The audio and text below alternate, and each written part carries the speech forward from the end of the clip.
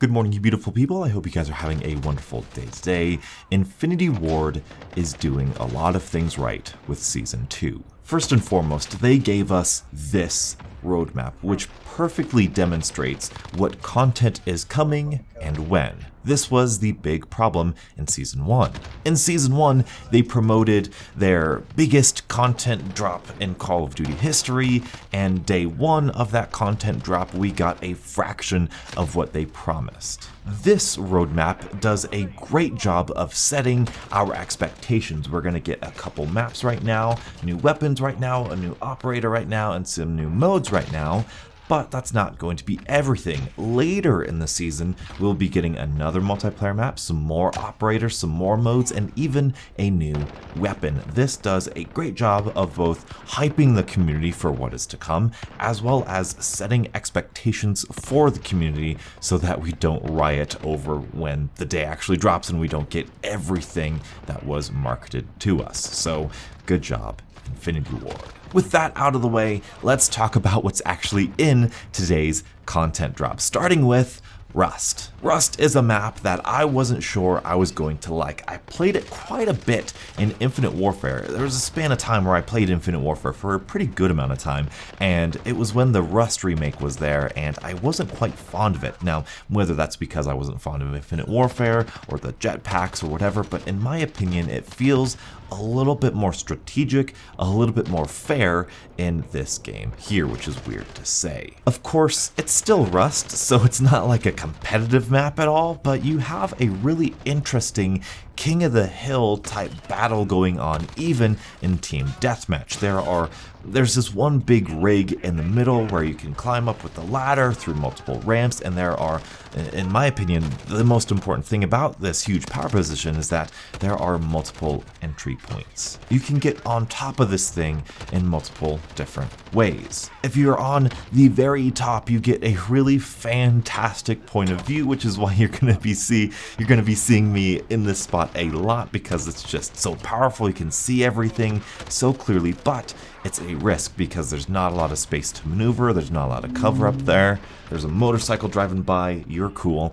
And there's a second level where you get a little bit more cover, but you don't have as good of a line of sight. So you get these sort of tiers of power positions that you want, and it plays pretty well. It's a unique map, and we don't have really anything like it in Modern Warfare, so I give it a thumbs up. The only downside I have it is I played Domination one time, and I feel like it's going to have a really, really bad spawn trap on the A Domination side. Like if you get C and B, it is just going to destroy the people spawning at A. I'm not sure, but the one game I played, it felt very much like we were being spawn trapped on A, but then again, I didn't play Rust back in Modern Warfare 2, so I'm not sure how it plays, so that's my first impressions of it. I'll let you know if it changes. The next map is the Atlas Superstore, and I did play this in a private match because I couldn't find it on the regular public matches. I think someone said that it wasn't available yet, which is kind of weird, but playing it in the public match only, I really hope that this is a 10v10 map because this thing is huge. To be fair, I played it with bots, and it's kind of hard to tell with bots the flow of the map because they can kind of move around slowly and kind of unintelligently and just kind of meander. So maybe my first impression is wrong, but this map feels pretty big. It's a cool map, don't get me wrong. I'm so happy that it's a unique map because I know in my previous video I said that I want a unique map, and this is exactly the kind of unique map that I wanted. It feels like a box map, it feels like there's lots of different routes to go, it feels like there's a lot of interesting lines of sight, and I'm pretty excited to play this. I hope it's 10v10, I hope that it's fast paced, I hope that it is controlled chaos but also fun and strategic like a good Call of Duty map should be. But then I also feel like because there's these two outside areas, I feel like it could be very prone to spawn trapping. So I got a bad feeling about that, but hey, we'll have to see when the time comes. And the ground war map I couldn't find either, so is it in the game yet? I don't know. Moving on to the new weapons slash battle pass. I did buy the premium battle pass because I had the COD points saved up from my previous battle pass, and it was only like a couple bucks extra, so I said, hey, why not, let's do it. And I immediately unlocked the assault rifle because luckily it's still unlocked at rank 15 or tier 15, but I didn't get to the UMP, the SMG, at rank tier 30, which is, as a side note, that's fantastic. I am so glad Infinity Ward is sticking to their guns and keeping the weapons at an earlier tier progression. This is very consumer friendly. You can get these for free. You don't even need to buy the battle pass. So another good job, Infinity Ward. This is fantastic. As far as the specific weapons are concerned, the AR to me feels like a sort of SMG AR hybrid, where yes, it's an assault rifle, but it feels very quick, reactionary. It feels like a weaker M4, and I don't mean that in terms of worse, I just mean like, I feel like it's like an M4 where it has moderate recoil and a fast rate of fire, but it doesn't do the most damage, and that's okay with me. It almost kind of reminds me of the Honey Badger even. That's kind of weird, but hey, I like the Honey Badger. It has a pretty steady recoil pattern, but it's still kind of chaotic. It's hard to explain. The important thing is, it doesn't feel overpowered at all. And it still doesn't feel useless at all. I know the M4 is still king, but I feel like this is a very usable AR, and that is a good thing. As far as the UMP, I couldn't tell you. I haven't unlocked it yet, so stay tuned. Let's talk about game modes. There's a big one here that we're going to get to, but let's first talk about the smaller ones. There is a Juggernaut type game mode coming, and it seems like there's a Juggernaut spawn in the middle. Whoever captures it first has to escort their Juggernaut to the enemy team's base. Sort of like a weird sort of, what would you call that? Like Blitz back in Call of Duty Ghosts, or Cyberlink in Black Ops 3, Black Ops 4, that sort of thing, like a football type game mode. And at first upon hearing this, I was like, oh, that's pretty cool. But then the more I heard about it, the more it started sounding familiar. And then I was like, oh, wasn't that one game mode way back in Modern Warfare 3? Y'all remember this? Money in the Dank from Modern Warfare 3? That was the worst game mode ever. And I'll tell you why. Because in theory, it makes sense because, hey, you get the Juggernaut, you get a lot of kills, and you go to the enemy base, you win, right? People don't do that because people want kills. And so what's going to happen is there's going to be this big rush to get the Juggernaut. And then the Juggernaut is just going to camp for as many kills as they can because they have a Juggernaut suit. Why would you end the game instead of padding your stats? So that's kind of my prediction for how this game mode is going to be, unless there's like a countdown timer, which there might be, I'm not sure. Unless there's some sort of balancing factor for this Juggernaut, I'm not entirely sure. But if there's not, then I bet you people are just going to camp for kills.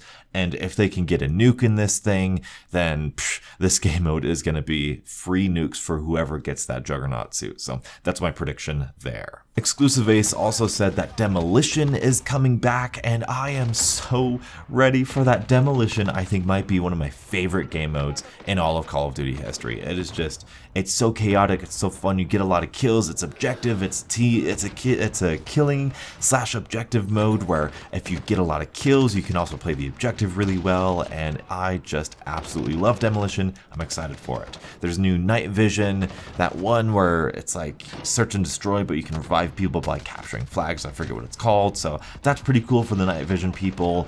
But the biggest game mode that is speculated to be coming is Battle Royale. I don't like Battle Royales. Even if they're good, I don't like the random aspect to it. I don't like dropping in front of somebody and them just so happen to win a gunfight against me because they randomly got a better weapon. It's just not my cup of tea. But a lot of people are excited for this. It's supposed to be free to play, so that's really nice. But other than that, there's nothing I could tell you. I don't think this Battle Royale is going to change my mind about Battle Royales, but let's just say this. If you don't like Modern Warfare because you think the maps are too big and no one moves around, you get sniped out in the open, I don't understand how you like Battle Royales, and I don't understand how you're going to enjoy this Battle Royale, because that's kind of just how Battle Royales are to me. So, I don't know, controversial topic, but I'm not a fan of it. And also, they did kind of a rebalancing perk update. They switched around Overkill and some other one, whatever, Kill Chain. Yeah, they did that.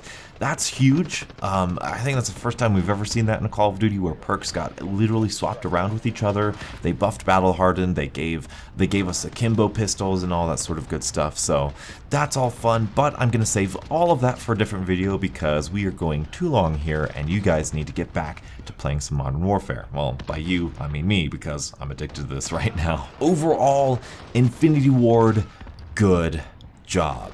Season 1 started off rocky, didn't really hit well with the fans. This, with the roadmap, you set very good expectations, and you've done a great job implementing a very consumer-friendly microtransaction deal with balanced weapons, fun customization stuff, nothing too over to the top, still staying in your theme, and just an enjoyable FPS experience. Infinity Ward, good job.